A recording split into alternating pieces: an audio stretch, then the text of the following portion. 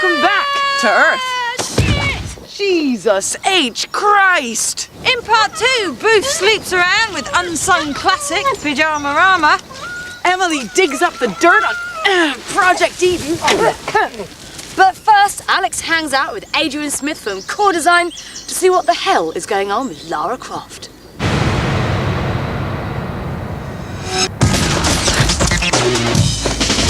If this is chapter 1 Yeah. and it's a beast, this Yeah. is a quarter of chapter 1. What are the things you're going to start exploring with the already really well-known character Lara? Okay, I think that for us, the first chapter and the first game is going to be like standing in a room and opening lots of doors and actually not knowing where all those doors go to. It certainly is not going to be any smaller than the Tomb Raider experiences we've bought in the past. People, on average, seem to take 70 to 80 hours to play those. You know, so I think it will be that and then some.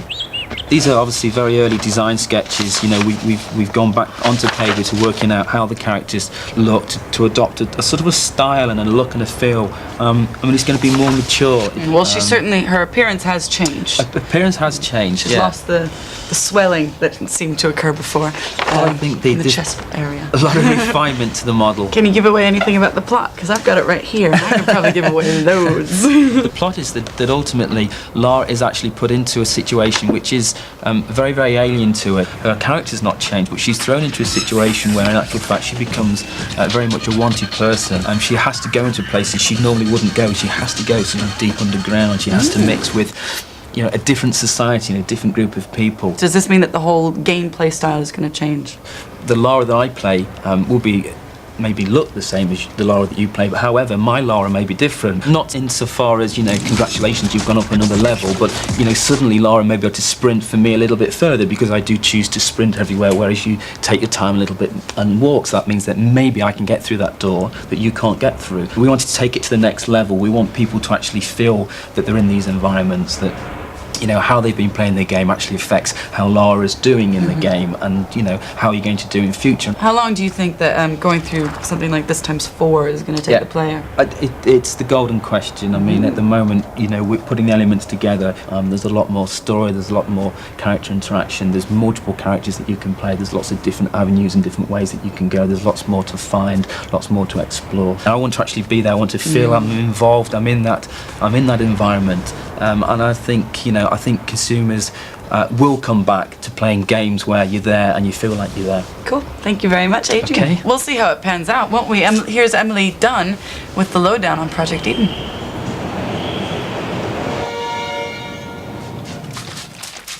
As Yaz sang in the 80s, the only way is up. And this is the way the people of the future had decided to resolve their living space problems, by building a megacity one-star metropolis ever skywards. While the rich enjoy the sun and fresh air at the top, the people down below have to suffer ever deteriorating conditions. Oops. Project Eden puts you in charge of 4 elite urban protection agents.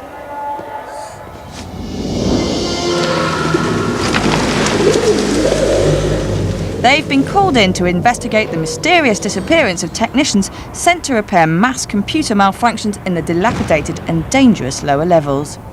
All the characters share an energy pool, meaning they can transfer strength to each other if one is running low.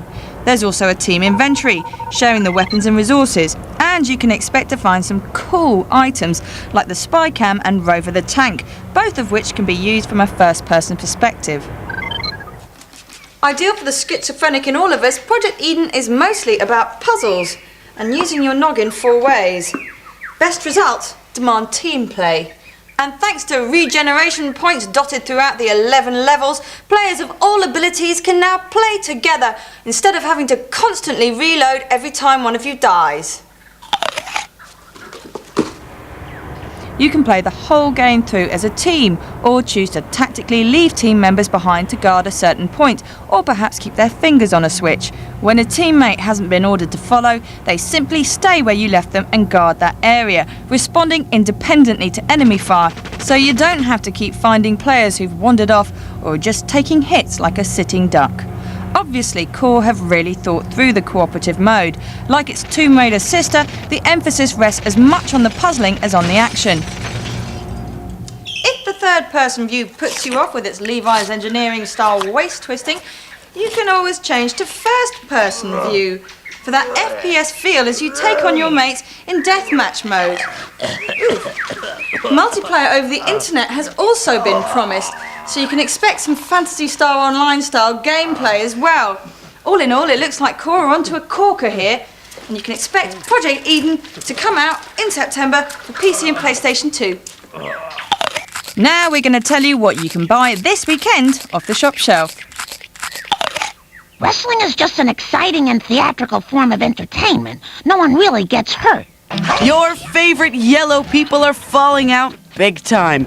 Are the Simpsons a case for the social services? Actually, no, because they've formalized their domestic dysfunctionality into a wrestling game. Simpsons Wrestling. Ooh, what a lucrative idea. Out now. Not quite as good as Age of Empires, not even close to total annihilation. Grab a copy of Cossacks European Wars for your PC and prepare to learn more about the Ukraine, Poland, Russia, Britain and the Netherlands than you ever cared to. All cleverly disguised as a game. Amazing.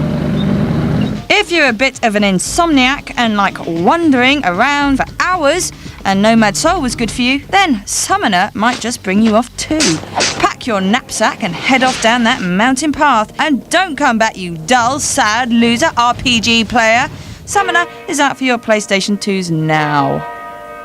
It's time again to aim the comical pistol at the cartoon screen courtesy of your PlayStation. Yes, it's the end-all, be-all of shooting gallery sims. Point Blank is here in its third incarnation. Draw, aim, and pop faster than a strung-out junkie. It was out last week, and if you're lucky, you'll find a straggler on the shop shelves now. War! Ha! What is it good for? Selling a good game, that's what? Throw some Tom Baker into the mix and you've got yourself a classic. One for strategists who like to take a step back from world domination, and another for shooter fans who like to get their fingers in the meaty pies of death. But take a life jacket, because these are hostile waters. And now, Boof goes way back with the Spectrum and Pyjamarama. I remember that. I'm an old-fashioned kind of girl at heart, and yeah, I guess I'm excited about all the newfangled perfect pixels and super set-top boxes that'll be compatible with your kettle and yada yada yada. But in this climate of blink and you'll miss it technological change, let me gently take your hand and guide you back to more innocent days to sing the praises of the lovable ZX Spectrum and the most unlikely hero ever seen in a video game. His name is Wally Week. It all started in 1984 with Automania, where you basically had to help Wally build a series of cars. But it is Pyjamarama, the second game in the series that truly brings back a wave of tingly nostalgia.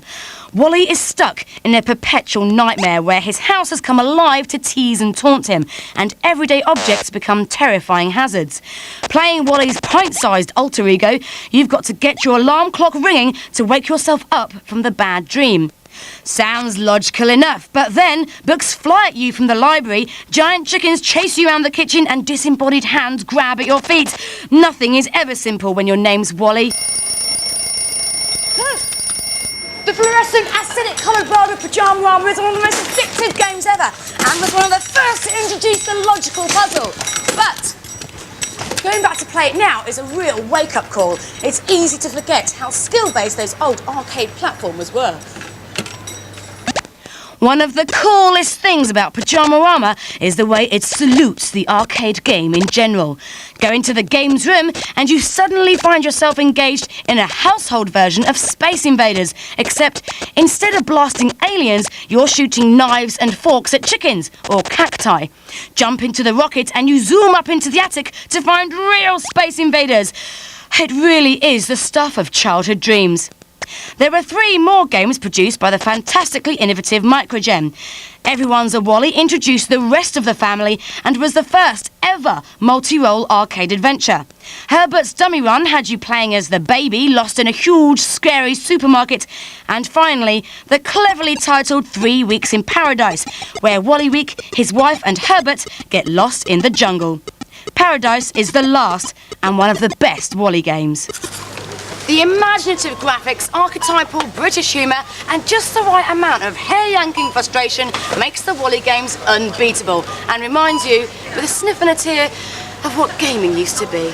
Competition time, anyone? Competition time. And this week you can win a PlayStation 2 Quake 3 Revolution bundle! Excellent. All you have to do is answer this question. Swinging, partner swapping, love romps. Throw your car keys into the fruit bowl and say bye-bye to marriage. But computer game characters do whatever they please without any emotional complications or physical risk at all.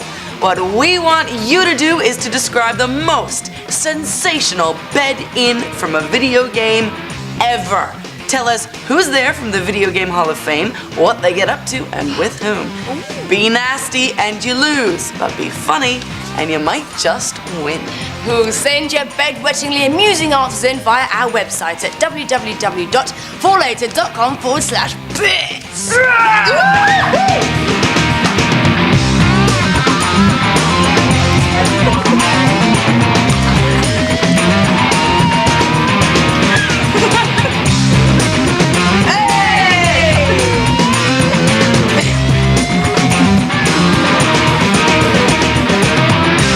Beware, coward.